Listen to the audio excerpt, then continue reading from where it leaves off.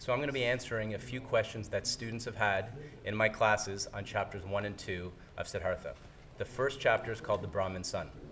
One student asks, how old is Siddhartha?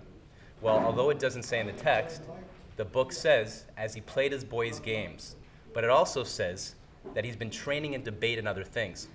Therefore, I believe that the story takes place from the time he's a young boy, and it skips through his teenage years until his early 20s when he decides to leave. This would make sense because he says that he gained wisdom from all the leading scholars, the Brahmins, and others in the territory where he lived over time.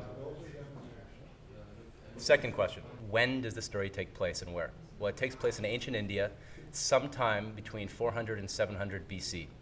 Now, this was a time when it was a patriarchal family structure in which the husband usually made the decisions and the wife went along with it. In this particular case, Siddhartha and his father have a complex relationship.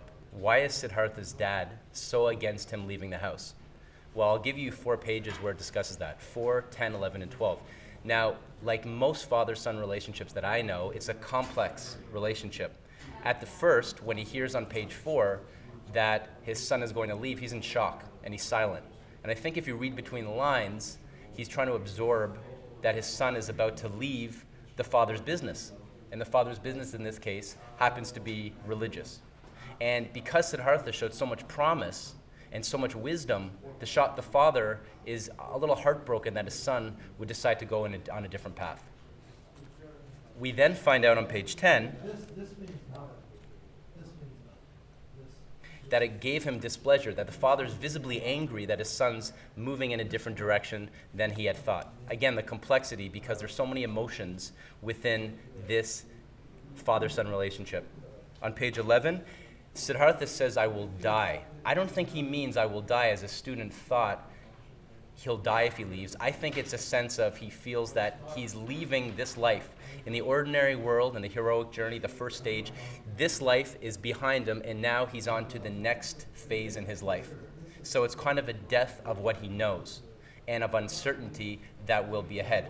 Now, I can relate to this because when I went to New York when I was 21 years old, which is I think where Siddhartha is in his journey, my parents were a little resistant to me leaving to go to New York, especially my mom. My cute little mom said, honey, do you really think you want to go to New York? It's so far. I said, Mom, it's only 2 hours. It's about 1 hour and 45 minutes on JetBlue. She said, well, I really think you should consider staying in Toronto. But I left because I needed to find who I was.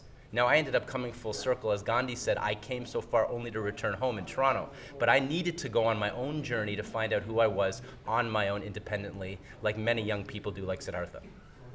Now, what level of society are the Brahmins? Well, at this point in Vedic civilization in India, there wasn't a really hierarchical caste system.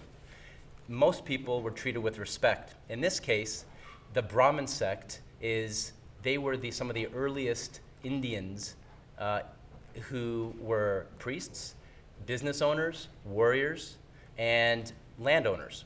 And so the caste system in this particular society wasn't that important in terms of understanding, unlike Pygmalion, where you had different levels, upper class, middle class, lower class.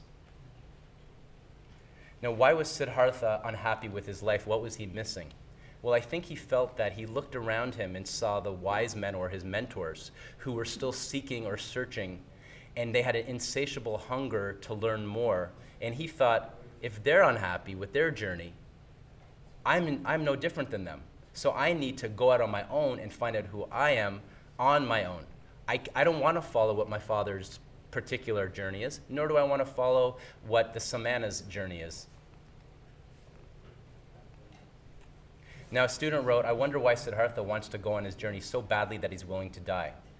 And it says when he's standing completely still, his dad says he is going to die, and his father seems to be fine with that. Well, like I said, we already dealt with that one.